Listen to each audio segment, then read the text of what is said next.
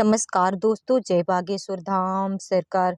दोस्तों, पीपल एक ऐसा वृक्ष है जिसे हम अपने घर के आसपास अगर उगता हुआ भी देख लेते हैं तो तुरंत उखाड़ कर फेंक देते हैं। तो क्या आपने भी कभी ऐसा किया है? क्या आपने कभी भी पीपल के वृक्ष के महत्व के बारे में सुना है? और हिंदू धर्म और शास्त्रों में वृक्षों के बताए गए महत्व के बारे में कितना जानते हैं आप? क्या आपको कभी किसी ने यह बताया है कि पीपल आपकी कई तरह की समस्याओं का अंत कर सकता है?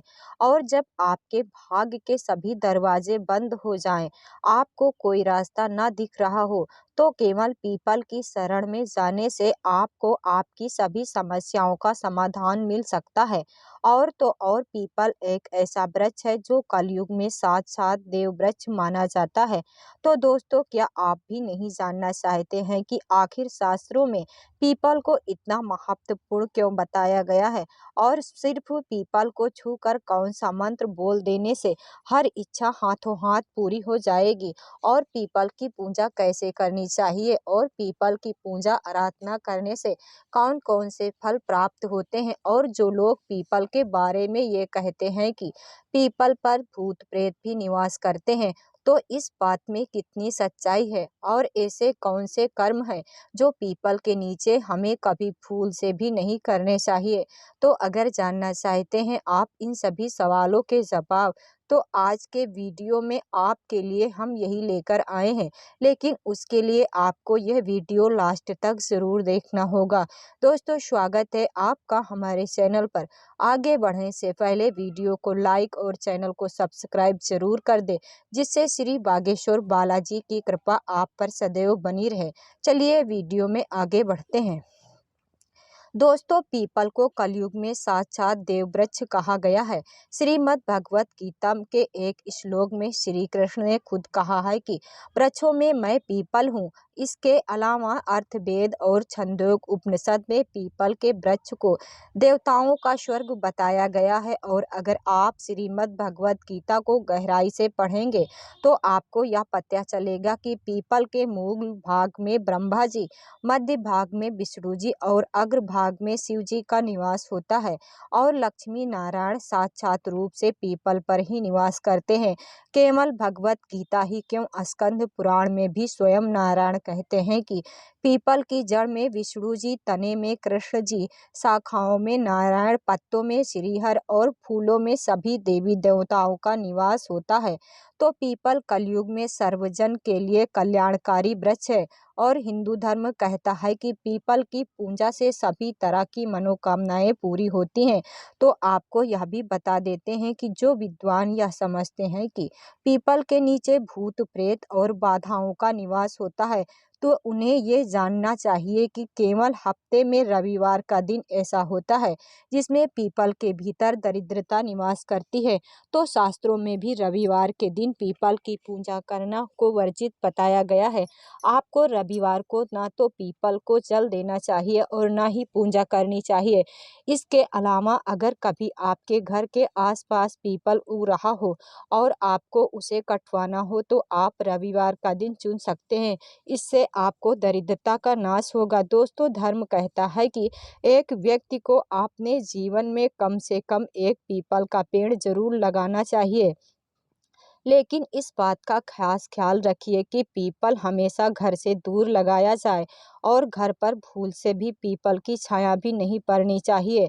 अब अगर वैज्ञानिक दृष्टिकोण से पीपल के फायदे देखे जाएं तो दुनिया भर के सभी वृक्षों में केवल पीपल एक वृक्ष मात्र ऐसा है जो 24 घंटे ऑक्सीजन छोड़ता है। इसके अलावा पीपल के पेड़ में कई तरह की औषधियां भी पाई जाती हैं जो कई असाध्य बीमारियों को ठीक करने के काम आती हैं।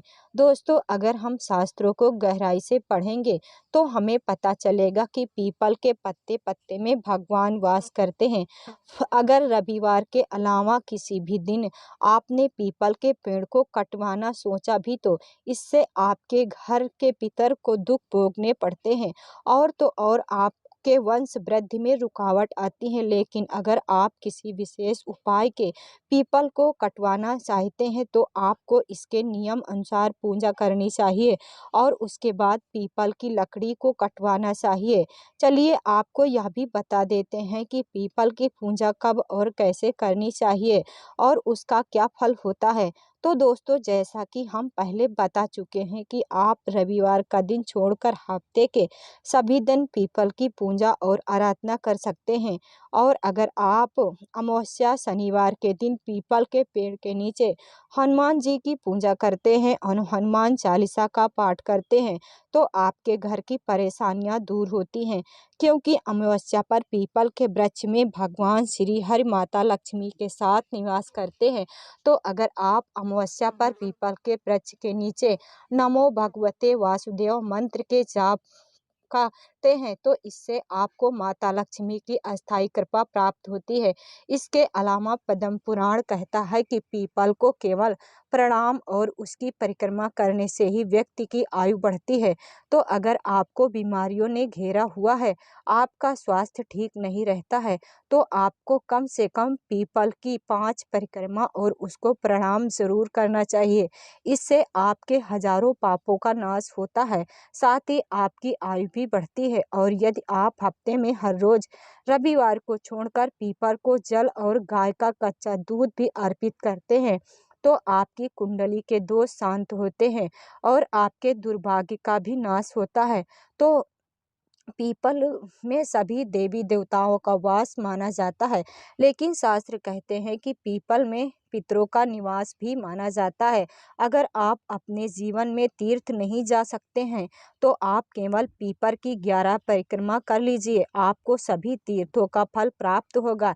इसी के साथ जो लोग शनि की वक्र दृष्टि से परेशान होते हैं, ब्रह्म पुराण के 118वें श्लोक में कहा गया है कि शनिवार के दिन पीपल के वृक्ष के नीचे कच्चा दूध और जल चढ़ाकर सरसों के तेल का दिया जलाने से शनि की वक्र दृष्टि शांत होती है। और अगर आप इसी के साथ ओम नमः शिवाय की एक माला का जाप करते हैं तो शनिदेव आपको अच्छे कर्मों का फल देते हैं और आपकी ढैया और साढ़े साती शांत होती है। दोस्तों, अगर आप शाम को पीपल के नीचे दीपक जलाते हैं तो आपकी कितनी भी परेशानी क्यों न हो, आपके घर में नकारात्मक ऊर्जा रहती हो, कोर्ट कचहरी के चक्कर हो, सब दूर हो जाएंगे और आपके कई तरह के शारीरिक कष्ट दूर हो जाते हैं। दोस्तों, हिंदू धर्म में पीपल को वृक्षों का राजा और व्यक्ति का सबसे बड़ा मित्र भी कहते हैं। अगर आप परेशानियों से घिरे हुए हैं, आपको कोई भी रास्ता नहीं दिखाई दे रहा है, आप जीवन में निराशा का अनुभव कर रहे हैं, तो आपको ज़्यादा कुछ नहीं करना, आप बस पीपल की शरण में चले जाइए।